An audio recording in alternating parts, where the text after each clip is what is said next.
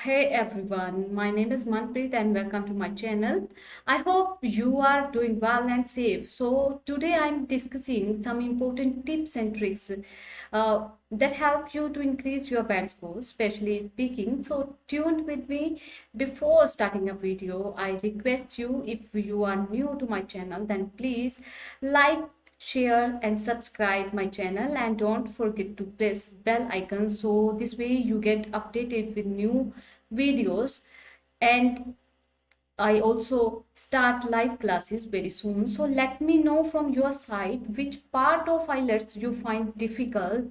And without wasting any time, let's start today's video. And as I told you earlier, today's video is about speaking. So speaking के बारे में आज हम discuss करेंगे। तो speaking से जुड़ी हुई हर एक छोटी से छोटी चीज क्या क्या इम्पोर्टेंट है वो मैं आपके साथ शेयर करूंगी। सो वन थिंग, सबसे पहले आपको जो बता दूं कि किस किस कैटेगरी जो कैटेरियाज होते हैं, जो मेजरमेंट टेक्निक्स होती हैं, किन के थ्रू जो है मेजर की जाती है हमारी स्पीकिंग, वो क्या है। सो सबसे फर्स्ट उसमें आता है आपके पास फ्लुएंसी, यानी कि आपकी जो कमांड है स्पीकिंग पे, आप जिस तरीके से बोलते हैं वो आपकी इफेक्टिव होनी चाहिए। सो वन सेकेंड, यहाँ पर मैं इसकी थोड़ी सी अक्षर थोड़े बड़े कर देती हूँ ताकि आपको क्लियरली दिख जाए। So first thing that is fluency, and जिससे हम बोलते हैं कोहेरेंस, यानी कि दैट मीन्स, अगर मैं सिंपल वर्ड में आपको कहूँ, it means that the candidate should speak with flow, कि आपको क्या है, फ्लो के साथ बोलना है। तो इसका मतलब ये नहीं है कि आपको रुकना नहीं है, सिर्फ आपका स्पीकिंग में, आपका इंग्लिश बोलने में जो है फ्लो अच्छा होना चाहिए। सो सेकंड थिंग जो वो देखते हैं वो है लेक्सिकल रिसोर्सेज। आपने वर्ड बहुत बार सुना होगा और कई स्टूडेंट्स को इसमें डाउट है कि एक्चुअल में ये होता क्या है। सो आपको क्लियर बता दूं कि ये होता है इम्प्रेसिव वर्ड्स और वोकैब, कि आप जो है different kind of vocab use कर रहे हो, जो कि हाई लेक्सिस वोकैब होती है वो यूज कर रहे हो, और आप वैरायटी शो कर रहे हो एग्जामिनर को कि आपको जो है आपके पास वोकैब की कलेक्शन अच्छी है।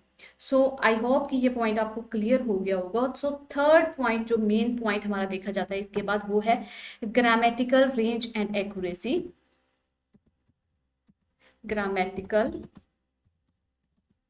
रेंज एंड एक्यूरेसी, इसमें क्या है कि अगर हम सीधी सीधी भाषा की बात करें कि आपका जो ग्रामर लेवल है, यानी कि आपकी ग्रामर की मिस्टेक्स जो है वो कम से कम होनी चाहिए। और एक्यूरेसी से हमारा यहाँ पे मतलब है कि जो आप आइडियाज अपने एग्जामिनर को बता रहे हो, जो आप स्पीकिंग में अपने थॉट्स रख रहे हो, अगर आपने कहा किसी क्वेश्चन को कि यस, कि सपोज आपके पास क्वेश्चन है कि आप मॉर्निंग वॉक के लिए जाना पसंद करते हो मॉर्निंग वॉक पे, या फिर आपके पास क्वेश्चन है कि do you like live concert. अगर आपका आंसर यस में है तो आपके पास एक स्ट्रॉन्ग पॉइंट होना चाहिए। सो नेक्स्ट एंड लास्ट है हमारे पास प्रोनाउंसिएशन। सो आपकी जो प्रोनाउंस करने का तरीका है आपका, वो बिल्कुल करेक्ट होना चाहिए। सो आपको मैं बता दूं कि अगर आपका फ्लो है और आप बहुत अच्छे से स्पीकिंग बोल लेते हो विदाउट थोड़े थोड़े पोज लेके, तो आपको जो मिलते हैं, आप एक्सपेक्ट कर सकते हो कि आपको मिलेंगे 6 बैंड। ठीक है, सॉरी। एंड अगर आप लर्जिकल रिसोर्सेज, यानी कि अगर आपके पास वोकैब भी अच्छी है और आपकी फ्लो भी अच्छा है, then you can achieve 6.5 to 7। ठीक है, अगर आपके पास, आगे चलते हैं, अगर आपका फ्लो अच्छा है, आपके पास गुड वोकैब है, आपकी ग्रामेटिकल एरर भी नहीं है, सो आप इजिली अचीव कर सकते हो 7.5 to 8 band in speaking.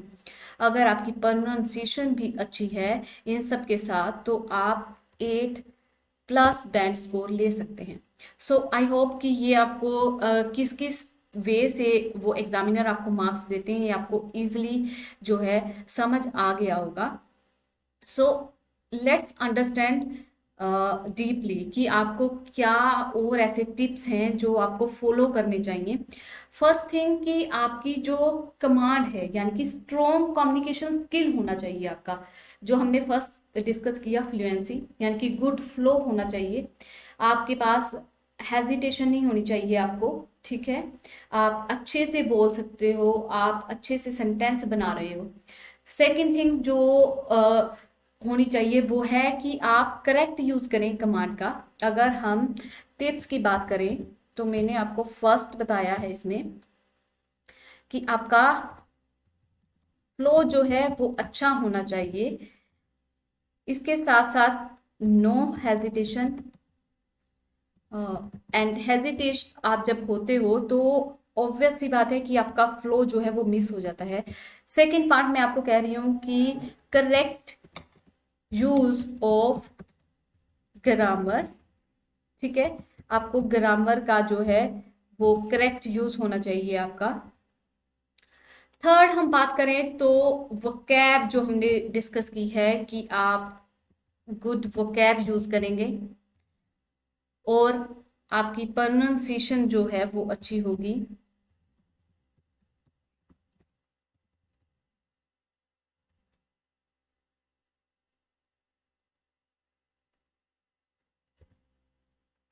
Okay, थोड़ी सी टाइपिंग में मिस्टेक हो रही है, सो अवॉइड दिस। एंड नेक्स्ट है कि आप पोज ले सकते हैं बट वो पोजेस जो हैं आपके वो पॉजिटिव होने चाहिए, ठीक है। सो आप जब भी ले रहे हो, पोज ले रहे हो तो वो आपके पॉजिटिव पोज हो, ना कि नेगेटिव। यानी कि पॉजिटिव पोज का मतलब यहाँ पे क्या है कि आपको जो है थोड़े समय के लिए रुकना है, ज़्यादा समय के लिए नहीं रुकना। जैसे कि कई स्टूडेंट जब स्पीकिंग बोलते हैं तो वो बहुत बार यूज़ करते हैं वर्ड अ अ। सो इस तरह आपको नहीं अटकना। अगर पॉजिटिव पोज का मतलब है कि आप उसकी जगह कुछ फीलर्स ऐड कर लीजिए जिससे आपका वो पोज है वो पोज ना लगे, यानी कि आप उसमें कुछ और ऐड कर रहे हैं। सो वो फिलर्स मैं आपको जरूर बताऊंगी। ये था कि आप शो कर रहे हो इन सब में अपनी गुड कम्युनिकेशन स्किल, ठीक है। सो इसको एक बार मैं हाईलाइट कर देती हूँ। सो इसको हम कर देते हैं इस कलर। सो ये जो है आपका शो कर रहा है गुड, कि आपके पास जो है कि आपकी कम्युनिकेशन स्किल जो है गुड है, इससे ये पता चल रहा है सिर्फ, ठीक है। सो अब इसको और कैसे पता चले कि हम और क्या कर सकते हैं इसमें। सो नेक्स्ट आप क्या कर सकते हो, वन सेकेंड। आपको क्या करना है अब नेक्स्ट कि आपका जो पोस्चर है, आपकी जो बॉडी लैंग्वेज है, अ, वो आपकी सही करेक्ट होनी चाहिए। यानी कि मैटर करता है नेक्स्ट आपका positive body language. Positive body language से मेरा क्या मतलब है, यहाँ पर मेरा मतलब ये है कि आपको ना तो आप अंडर कॉन्फिडेंट हो, ना ही आप ओवर कॉन्फिडेंट हो। यानी कि आपके पास कॉन्फिडेंट लेवल आपका हाई होना चाहिए। आप कॉन्फिडेंट होने चाहिए जब आप एग्जाम देने जा रहे हो। सो नेक्स्ट है कि आपके पास पॉजिटिव एटीट्यूड होना चाहिए। पॉजिटिव एटीट्यूड हो, पॉजिटिव कॉन्फिडेंट हो, यानी कि आप ना अंडर कॉन्फिडेंट हो ना आप ओवर कॉन्फिडेंट हो। आप कि जब आप बात करो तो आप में हेजिटेशन नहीं होनी चाहिए। आपका ऐसा नहीं लगना चाहिए कि आपका कॉन्फिडेंस लेवल जो है वो लो है। वो कैसे पता चलता है कि जब आप अपने हाथों की ओवर यूज करते हैं, अपने हाथों का अननेसेसरी यूज करते हैं, या फिर आप क्या है अपने पैर हिलाने लग जाते हैं, या फिर आप बार बार से इस तरह से अपने हाथों को करते हैं। ये सारी क्या चीजें शो करता है कि आपका कॉन्फिडेंस लेवल जो है लो है। सो थर्ड आप बॉडी लैंग्वेज में क्या कर सकते हैं कि आप आई कांटेक्ट जो है वो कनेक्ट कर सकते हैं। इससे क्या है कि एग्जामिनर को पता लगेगा कि ठीक है कि आप उसके साथ इंटरेक्ट कर रहे हैं। सो ये गुड, आपका इंप्रेशन गुड जाएगा इससे। तो फोर्थ हम अगर बात करें कि बॉडी लैंग्वेज की, कि आप और क्या कर सकते हैं, आप कर सकते हैं अपने हाथों का प्रॉपर यूज। कि अगर आपको कोई बात समझानी है, जैसे कि अब हम हिंदी में बात करते हैं तो हम अपने हाथों का यूज करते हैं, बट हम इसे ओवर यूज नहीं करते, जैसे कि ऐसे ऐसे। सो आपको प्रॉपर यूज करना है। अगर आपको नहीं पता कैसे है, तो सिंपली आप इस पोज में, ये क्लियरली आपको शो हो रहा होगा, आप इस पोज में बैठ सकते हैं। नेक्स्ट है कि आपकी एनर्जी लेवल होना चाहिए, आप एक्टिव होने चाहिए। ये नहीं है कि आप वहां गए हो स्पीकिंग देने के लिए और आप बहुत ही सुस्त हो, आपको नींद आ रही है, आप एक्टिव नहीं हो, वो जो क्वेश्चन पूछ रहा है एग्जामिनर आपसे, आप उसे ध्यान से नहीं देख रहे हो। सो ये सब बातें नहीं होनी चाहिए। सो आई होप कि ये पॉइंट आपको इजिली समझ आ गया होगा कि मैं क्या कहना चाह रही हूँ आपको, कि आपकी बॉडी लैंग्वेज जो है वो प्रॉपर होनी चाहिए। ठीक है। नेक्स्ट हम जो मैंने आपके साथ डिस्कस किया था कि पॉजिटिव पोज, उसमें क्या आता है हमारे पास कि जब भी आप कुछ स्टार्ट करते हैं तो आप जो है फिलर्स यूज कर सकते हैं, जिससे कि आपको थोड़ा समय मिल जाता है सोचने के लिए। ठीक है। फिलर्स यानी कि जिसको हम सेंटेंस के अंदर फिल करके स्टार्ट करते हैं। Four sorry fillers for the start. ठीक है। स्टार्ट करने के लिए जो हम फिलर्स यूज करते हैं, तो वो किस तरह से आप यूज कर सकते हैं।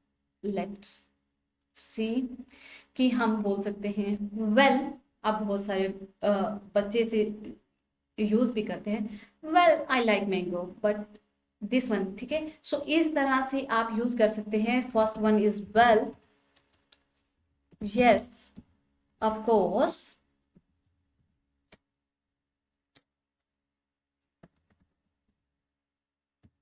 You know,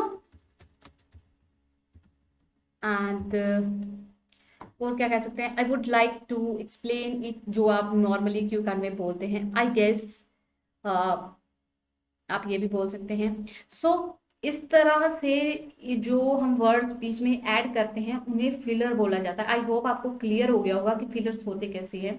like well, yes of course, you know, well I will start by saying I would like to say about, I must say, I must tell you, I guess, if I remember that time।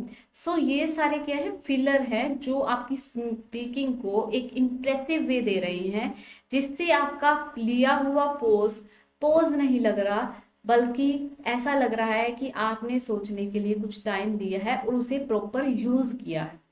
अगर आप किसी चीज के लिए agree हैं, जो आप answer yes में देते हैं मोस्टली, सो आप कह सकते हैं कि I absolutely agree with this, I totally agree with this, I agree with you, this is true. ठीक है। अगर आप उस चीज के लिए एग्री नहीं हैं तो आप सिंपली उन्हें बोल सकते हैं sorry but I don't agree with you, sorry but I don't agree with this statement.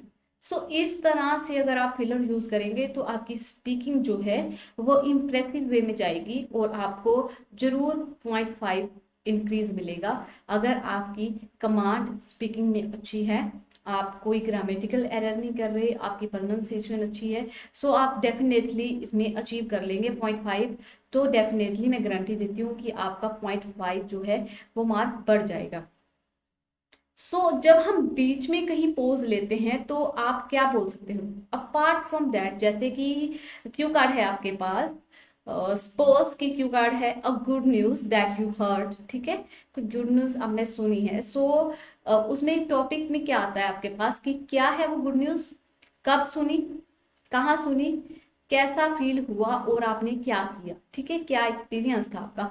तो जब हम वाई का आंसर देते होते हैं, जब हम वाई को एक्सप्लेन कर रहे होते हैं, तब आपके पास रीजंस शो करने होते हैं। तो उस रीजंस में आप क्या कर सकते हैं, फिलर्स ऐड कर सकते हैं। जैसे in addition to it, first reason दिया, द फर्स्टली या फर्स्ट रीजन टू दिस। ठीक है। फिर नेक्स्ट आप करते हैं अपार्ट फ्रॉम इट या अपार्ट फ्रॉम दैट या फिर इन एडिशन टू इट। अगर आप किसी कंट्रास्ट में जा रहे हैं, आपको अपोजिट के व्यू देना है। जैसे कि आप कह रहे हो कि मैं पहले ये काम बहुत बार किया करता था, बट अब जो है मेरा हेक्टिक शेड्यूल है और मेरे पास टाइम नहीं है। सो उस टाइम पे आप यूज कर सकते हैं हाउएवर। ठीक है, आई होप ये सब आपको क्लियर हो गया होगा। फिर भी अगर आपकी कोई क्वेरीज हो तो आप कमेंट्स बॉक्स में जो है हमें कमेंट कर सकते हैं। उसके बाद अगर मैं बात करूं कि आपसे अपना कोई ओपिनियन पूछा जाए तब आप क्या बोलते हो? Well, I personally think that, I believe that, I tend to believe that according to my prescriptive. ठीक है, सो ये सारे वर्ड्स जो हैं आपको बैंड स्कोर अचीव करने में हेल्प करते हैं। अगर आपने एग्जामिनर को रिपीट करने के लिए कहना है, सो बहुत सारे बच्चों को ये कंफ्यूजन है कि क्या हम एग्जामिनर से क्वेश्चन रिपीट की डिमांड कर सकते हैं, कि हम उन्हें बोल सकते हैं कि हमें क्वेश्चन अगर समझ ना आए तो बिल्कुल आप कह सकते हैं, बट ये कहना सिर्फ और सिर्फ पार्ट 3 में सही है। यानी कि फॉलो अप के क्वेश्चन जो हैं वो लेंथी होते हैं थोड़े, तो सिर्फ उन्हीं में पूछना जो है वो सही रहेगा, क्योंकि पार्ट 1 जो है इंट्रोडक्टिव क्वेश्चन होता है और वो हमारे जनरल टॉपिक्स होते हैं, उन्हें अंडरस्टैंड करना थोड़ा ईजी होता है।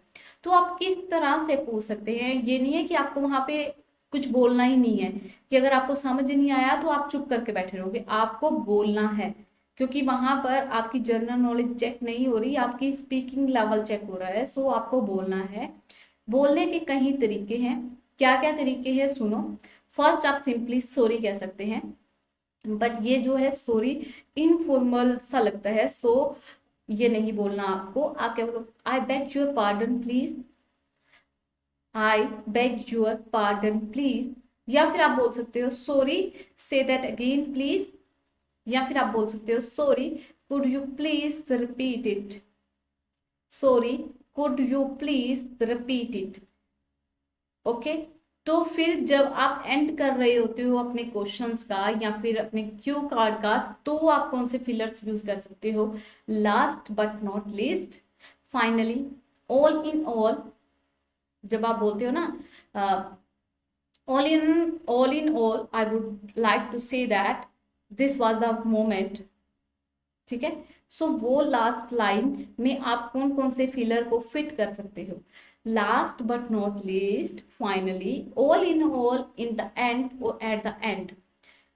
सो इसके अलावा और कौन से पावरफुल वर्ड्स हैं जिनसे जो है एग्जामिनर पर इम्पैक्ट अच्छा पड़ता है, आपकी स्पीकिंग जो है वो इम्प्रेसिव लगती है? वो है हमारे पास brilliant, wonderful, amazing, fantastic, excellent, great, awesome. ये कैसे वर्ड आपको यूज करने हैं? It's an amazing experience. ठीक है, सो इस तरह के हैवी वर्ड्स जिनका अच्छा प्रभाव पड़ता है वो आपको बोलने हैं। लाइक एग्जाम्पल लें अगर हम, ब्रिलियंट, आप किसी पर्सन के बारे में बोल रहे हो तो आप ब्रिलियंट वर्ड यूज कर सकते हो। ही और she is brilliant in study as well as in professional. ठीक है, सो वंडरफुल आप बिल्डिंग वगैरह के लिए यूज कर सकते हो, वंडरफुल बिल्डिंग। ठीक है, एक्सीलेंट भी आप चूज कर सकते हो, awesome experience, amazing experience, fantastic, I feel fantastic. ठीक है, सो आप ऐसे वर्ड्स यूज करो जिनका इम्पैक्ट हैवी पड़ता है एग्जामिनर पे। सो ओवरऑल जो आपको स्पीकिंग के टिप्स दिए गए हैं वो क्या है?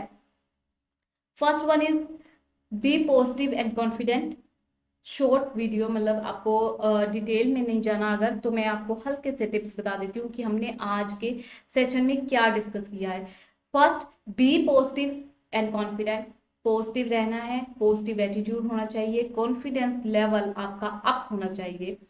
Give a full answer. Full answer से मतलब क्या है यहाँ पर, कि आपको क्या करना है कि आपको एग्जामिनर के वाई पूछने से पहले वाई का आंसर देना है।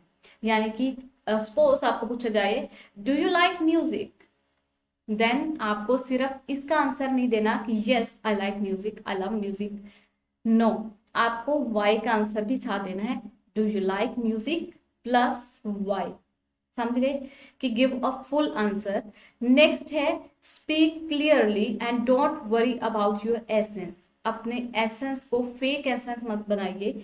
जरूरी नहीं है कि हम नेटिव जैसे बोलते हैं ब्रिटिश तो वैसे बोलें। आपका जो एसेंस है उसी एसेंस में बोलिए, बट क्लियर बोलिए। तो क्लियर बोलने के लिए मैं आपको एक टिप दूंगी, पर्सनल टिप दे रही हूँ आपको, कि आप जितना लाउड हो सके उतना लाउड बोलने की कोशिश कीजिए। जब हम स्लो बोलते हैं तो हमारी मिस्टेक्स ज़्यादा होती हैं। फोर्थ है स्पीकअप। स्पीकअप मतलब कि आपको आंसर पता है, चाहे उस चीज के बारे में आपको नहीं पता, बट आपको बोलना है। जैसे कि सपोज किसी स्टूडेंट से साइंस से रिलेटेड टॉपिक आ गया और उस पर्सन को साइंस के बारे में या फिर नासा रिसर्च के बारे में कोई नॉलेज नहीं है और नासा से रिलेटेड कोई क्वेश्चन पूछ लिया, तो आपको ये नहीं है कि वहां चुप करे बैठे रहना है, आपको बोलना है उसका आंसर। आपको नो में देना है कि sorry, no but I not aware about it, कि मैं इसके बारे में अवेयर नहीं हूँ, but yes one time I heard that. And इस तरह से आपको जो है अपना क्वेश्चन देना है, आपको वहां पर बोलना है, चाहे आप अपना जवाब में हाँ में दो, चाहे आप अपना जवाब ना में दो। ठीक है। नेक्स्ट है कीप स्टडी पेस, यानी कि आपको सेम फ्लो रखना है, ना तो आपको बहुत ज्यादा फास्ट बोलना है, ना ही आपको बहुत ज्यादा स्लो बोलना है। आगे जो सबसे इंपॉर्टेंट है वो है don't try to memorise answer.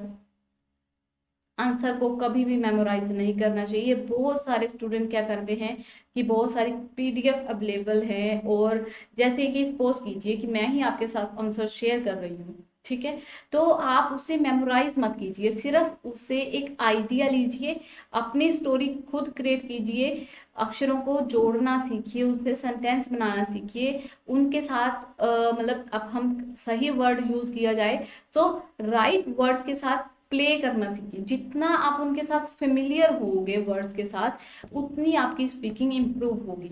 सो कभी भी मेमोराइज मत करना आंसर, अपने यूनिक आइडियाज ही प्रेजेंट करना। यानी कि आइडिया आप ले सकते हो, बट उसे प्रेजेंट अपने तरीके से ही करना। नेक्स्ट है कि आप एक्सप्लेन कर सकते हो कोई भी नाम या कोई भी वर्ड किसी दूसरी लैंग्वेज में, बट उसको क्लेरिफाई कर सकते हैं।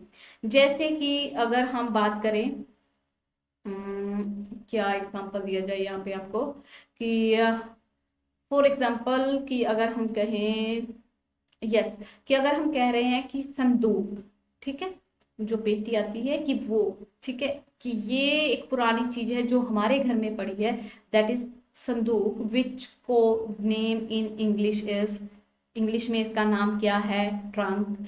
जैसे कि हम बोलें कि तंदूर जो पंजाबी नेम है, बट इसको हम क्या बोलते हैं in English, that is also famous bye barbecue. So I hope you understand it, कि आप कोई भी नेम या वर्ड किसी अदर लैंग्वेज में एक्सप्लेन कर सकते हैं, बट आपको उसकी क्लैरिफिकेशन विद एग्जांपल देनी पड़ेगी। नेक्स्ट है, अगर आपको क्वेश्चन पूछने के लिए बोलना है तो आप बोल सकते हैं, अगर किसी क्वेश्चन की आपको समझ नहीं आई, बट वो सिर्फ पार्ट 3 में ही हो सके तो बोलना, अदरवाइज नहीं। ठीक है। सबसे मेन जो है कि आपको टॉपिक से बाहर नहीं जाना, जो आपको टॉपिक पूछा गया है उसी के ऊपर ही आपको अपना आंसर देना है। आई होप कि इसमें सारे पॉइंट आपके क्लियर हो गए होंगे कि किस तरह से हम स्पीकिंग को इम्प्रूव कर सकते हैं।